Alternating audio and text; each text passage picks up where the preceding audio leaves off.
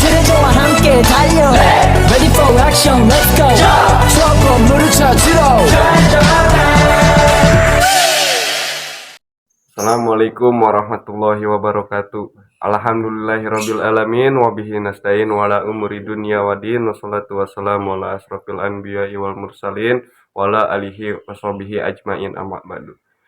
Yang saya hormati Bapak dosen PAI Haji Muhammad Irfan Mustafa Eshum MPD dan rekan-rekan seperjuangan yang saya cintai. Perkenalkan, nama saya Jidan Yazid Afiandi, saya dari semester 2 dan ini rekan saya. Rio Maulana Zainal Abidin dari semester 2. Dan ini rekan saya. Yayan Suryana dari semester 2. Kami dari kelompok 5 ingin membahas tentang sumber ajaran Islam dan metode berijtihad. Pengertian sumber ajaran Islam. Sumber ajaran Islam merupakan segala sesuatu yang dapat dijadikan acuan, pedoman, dan landasan pelaksanaan hukum syariah. Ada 3 sumber utama ajaran Islam. Di antara lainnya adalah Al-Quran, As-Sunnah atau hadis, dan ijtihad di kalangan para ulama. Sumber yang paling diutamakan adalah Al-Quran dan As-Sunnah.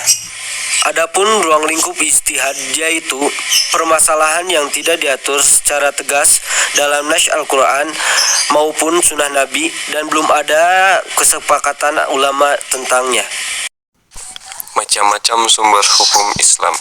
Sumber-sumber hukum Islam adalah panduan utama dalam menentukan hukum dalam agama ini, meliputi yang pertama Al-Quran, kitab suci Islam, otoritas tertinggi dalam hukum. Yang kedua hadis, catatan perbuatan dan ucapan Nabi Muhammad SAW, ijma. Yang ketiga konsensus ulama.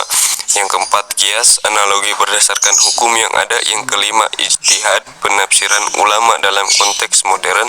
Yang keenam istihsan, penggunaan kebijaksanaan pribadi. Yang ketujuh maslahah mursalah, kesejahteraan umum.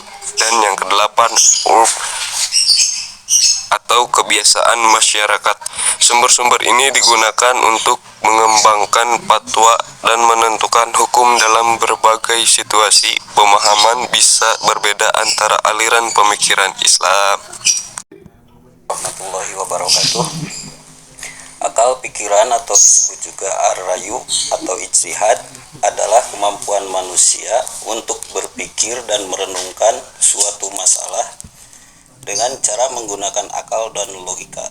Dalam konteks hukum Islam, ijtihad menuju pada upaya pemikiran dan penafsiran para ahli hukum Islam dalam mengambil keputusan atau fatwa dalam masalah-masalah hukum yang belum diatur secara tegas dalam Al-Quran dan Sunnah. Al-Rayu adalah sesuatu yang diputuskan oleh hati setelah berpikir, meneliti dan mencari kebenaran tentang sesuatu yang bertentangan dengan bukti-bukti yang ada, karena tidak ditemukan bukti yang jelas dalam nas